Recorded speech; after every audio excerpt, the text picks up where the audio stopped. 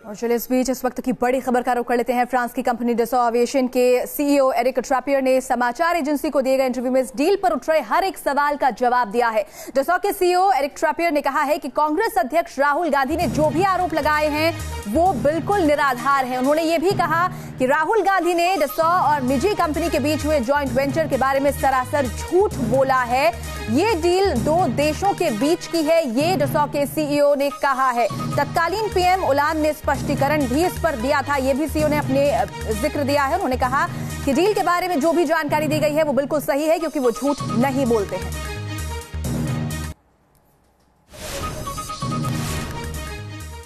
The reason I'm asking this is because former President Hollande said that Dassault was not given an option. They had to pick the offset partners which the Indian government told them to. Whereas the Indian government says that nothing of that sort happened. So it's totally untrue, and the former President Hollande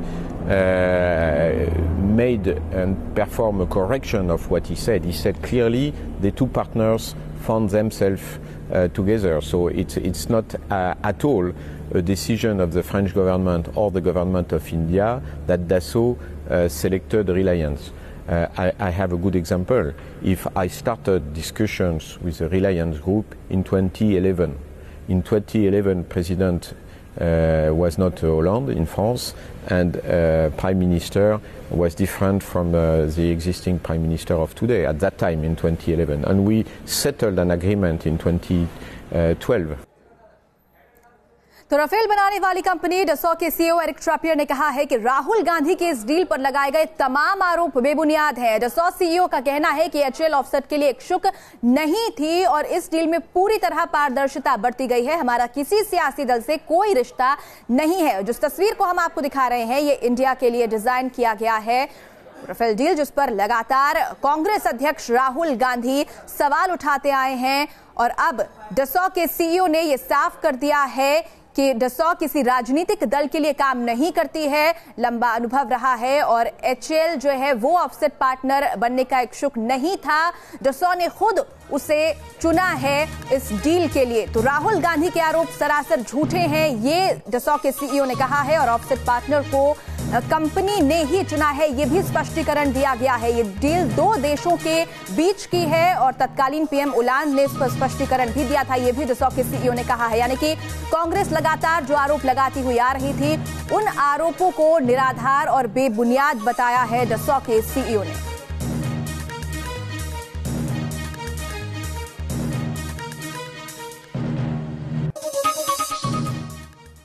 और Dassault के CEO के इस बयान के बाद सियासी प्रतिक्रियाएं भी आना शुरू हो गई हैं। क्या कुछ कहा जा रहा है आप भी सुनिए। हमेशा सोचती थी कि डसॉट कंपनी एक इतना मशहूर कंपनी और इनका नाम और तजुर्बा बहुत है, मगर अब समझ में आ रहा है कि एक हफ्ते के अंदर जो कंपनी रजिस्टर हो गए उनके लिए वो तजुर्बा काफी है। तो अब ये परेशानी की बात है भाई कि ये कौन से मापदंड से कंपनियों को लेते हैं और अपनाते हैं।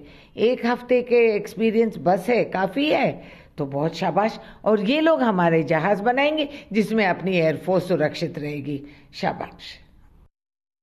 ये मामला सुप्रीम कोर्ट में विचाराधीन है।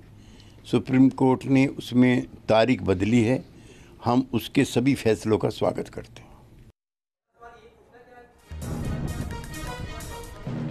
बिल्कुल, तो ये डील दो देशों के बीच है। तत्कालीन पीएम ओलांद ने स्पष्टीकरण दिया था, ये डसॉ के सीईओ ने कहा है और ये भी साफ कर दिया है कि वो झूठ नहीं बोलते हैं। लंबा अनुभव उनका रहा है और एचएल ऑफसेट पार्टनर नहीं बनना चाहता था। कंपनी ने खुद एचएल को इसके लिए चुना है, खुद ये कहा है। और इस बीच रणदीप सुरजेवाला ने कहा है कि सीईओ ने झूठा इंटरव्यू दिया है, राफेल घोटाले को दबाया नहीं जा सकता। हमारे साथ राशिद अलवी जुड़ गए हैं फोन लाइन पर। राशिद जी, स्वागत है आपका। क्या राहुल गांधी अब इस बयान पर माफी मांगेंगे, क्योंकि सीईओ ने साफ कर दिया है कि वो झूठ नहीं बोलते हैं और एचएल को ऑफसेट पार्टनर के तौर पर उन्होंने खुद चुना था?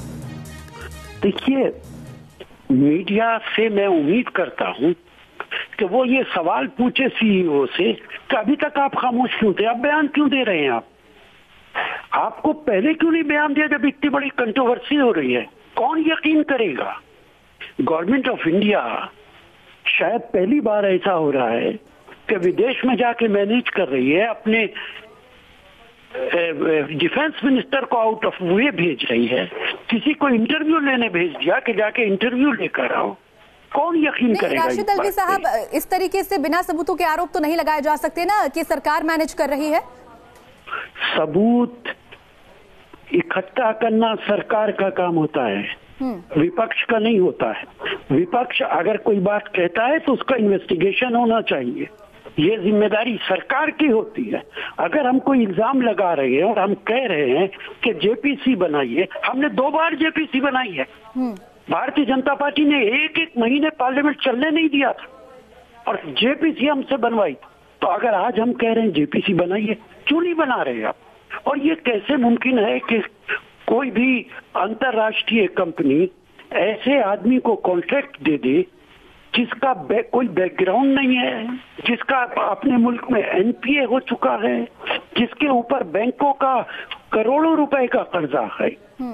ऐसी कंपनी क्यों वो तलाश करेंगे? चूंकि बड़ा कॉन्ट्रैक्ट है और गवर्नमेंट ऑफ इंडिया चाहती है कि उसके चेहरे पे जो कालक मल दी गई वो साफ कर दी जाए, इसलिए उन्होंने भेजा डिफेंस मिनिस्टर ताकि जाके वहां पे मैनिपुलेट कर सके। पार्लियामेंट में क्यों नहीं कहा मोदी जी ने कि नहीं भाई अनिल अंबानी से कोई वास्ता नहीं है? एक बार बयान तो देते। आप ना पार्लियामेंट में बोल रहे हैं, ना पार्लियामेंट के बाहर बोल रहे हैं, डिफेंस मिनिस्टर को वहां भेज रहे हैं, कह रहे हैं कि सीक्रेट एग्रीमेंट सही है इस तरीके से सीधे आरोप लगा देना कि जो सीईओ ने बात कही है वो सरासर झूठ है और गलत इंटरव्यू उन्होंने दिया है, झूठा इंटरव्यू दिया है? यकीनन झूठा इंटरव्यू दिया है, सारा मैनेज हुआ है, मैनिपुलेट किया गया है।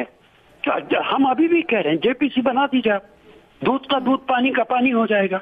विपक्ष का काम यही होता है कि सरकार अगर गलतियां करे तो उन गलतियों को देश के सामने लाए। अगर सरकार साफ सुथरी है तो क्यों नहीं इसमें जेपीसी बनाती? जी शुक्रिया आपका राशिद अल्वी जी हमारे साथ जुड़ने के लिए। इस बीच हमारे सहयोगी रविकांत राय भी हमारे साथ जुड़ गए हैं। रविकांत, डसॉक के सीईओ ने यह साफ कर दिया है कि उन्होंने किसी को फायदा नहीं पहुंचाया है, लेकिन कांग्रेस इसे मानने से सीधा इनकार कर रही है, साफ इनकार किया जा रहा है कांग्रेस की तरफ से और ये मानने के लिए तैयार नहीं है कि इंटरव्यू जो है वो सच बोला जा रहा है सीईओ की तरफ से। सीधा आरोप है कि झूठ बोल रहे हैं सीईओ डसॉक के।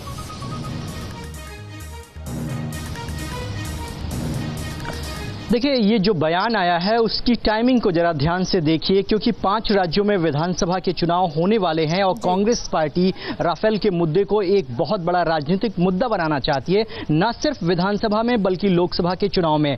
ऐसे में डसॉल्ट एविएशन के जो सीईओ का पूरा इंटरव्यू आया है उसमें वो साफ तौर पर कह रहे हैं कि वो किसी पार्टी के लिए काम नहीं करते, बल्कि एयरफोर्स से जो उनका संबंध रहा है इस कंपनी का वो लंबे समय से रहा है। और ये जो पूरी डील हुई है, श्याम जाजू हमारे साथ जुड़ गए हैं। श्याम जाजू जी, कांग्रेस ने आरोप लगाया है कि ये जो इंटरव्यू है पूरा वो मैनेज किया गया है, जो तमाम बातें कही गई हैं इस इंटरव्यू में वो सब बुलवाई गई हैं डसॉक के सीईओ से।